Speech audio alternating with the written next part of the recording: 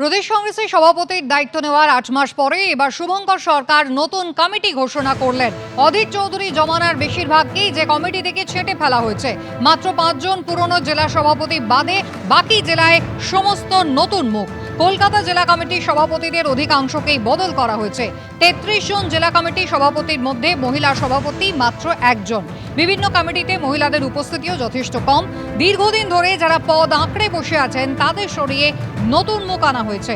যদিও ছাত্র যুব থেকে রাজ্য কমিটিতে জায়গা পেয়েছেন মাত্র হাতে গোনা কয়েকজন। কমিটিতে সংখ্যালঘু সম্প্রদায়ের প্রতিনিধিদের উপস্থিতিও অত্যন্ত কম। এসসি এসটিদের মধ্যে থেকেও কমিটির দায়িত্বে মাত্র কয়েকজনকে আনা হয়েছে। ৯ আগস্ট আরজিকর কাণ্ডের ১ বছরে নবান্ন অভিযানে পুলিশকে মারধরের ঘটনায় আরেক বিজেপি নেতাকে গ্রেফতার করল নিউ মার্কেট থানার পুলিশ। গতকাল আপনারা জানেন চন্দন গুপ্ত নামে এক বিজেপি নেতাকে গ্রেফতার করেছিল নিউ মার্কেট থানার পুলিশ, আর আজ মানস চন্দ্র সাহা নামে এক বিজেপি নেতাকে গ্রেফতার করলো তারা। এই নিয়ে ধৃতের সংখ্যা বেড়ে হলো ২। ধৃত মানস চন্দ্র সাহা বিজেপির নৈহাটি ২ নম্বর মণ্ডলের সহ সভাপতি। ডিসি এসএসডি বিদিশা কলিতার গার্ডকে মারধরের ঘটনায় এর আগে গতকাল গ্রেফতার হয় চন্দন গুপ্ত, আর তারপর আজ দ্বিতীয় গ্রেফতার।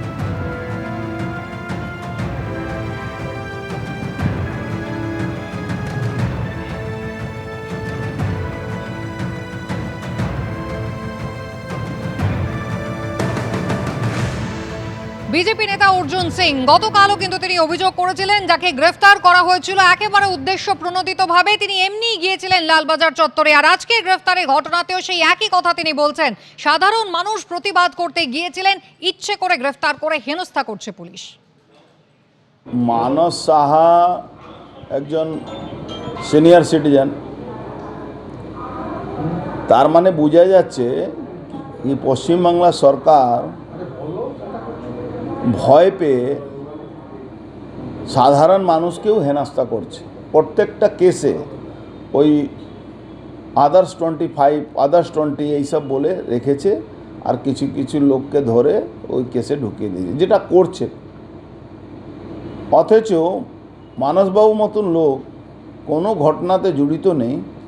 হ্যাঁ, নিশ্চিতভাবে তিলোত্তমা যে প্রতিবাদ হয়েছিল নবান্ন অভিযানে, সে উনি গেছিলেন, নিশ্চয়ই গেছিলেন। উনি বিজেপিকে পছন্দ করেন। তিলোত্তমা মায়ের ডাকে, বাবার ডাকে উনি গেছিলেন। হামলার সঙ্গে জড়িত নন সেটা অর্জুন সিং জানলেন কি করে? অর্জুন সিং যেমন লোককে বোম মেরে মারিনি, ওনার কি ওনার মতো ভাবছেন সবাইকে নাকি? যে এই পুলিশ যখন গ্রেফতার করছে, পুলিশের কাছে ফুটেজ রয়েছে হামলার সময় কারা হামলা চালিয়েছিল, সেই ঘটনাগুলো সেখানে যারা ছিলেন তারা দেখেছেন, এবং স্বাভাবিকভাবে এটা পুলিশের মাথায় বুট তুলে ওভাবে পিষে দিচ্ছে। আমি আগের দিনও বলেছি, আবারও বলছি, পুলিশ অফিসার তারা ডিউটি করছেন সেখানে একজন পুলিশকে ধরে মাটিতে শুইয়ে মাথায় বুট দিয়ে চিপে ধরা হচ্ছে।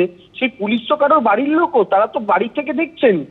তো মুশকিলের জায়গাটা হচ্ছে ভারতীয় জনতা পার্টির নেতারা প্রত্যেকটা বিষয়ে চোখের সামনে অপরাধ দেখার পরও ডিফেন্ড করেন। ঘটনা তো একের পর এক বিজেপির নেতারাই গ্রেফতার হচ্ছেন। ফলে এটা থেকেও প্রমাণ হয়ে যাচ্ছে আলটিমেটলি বিজেপিরই নবান্ন অভিযান ওটা ছিল, যেটাকে অরাজনৈতিক নামে চালানো হয়েছিল।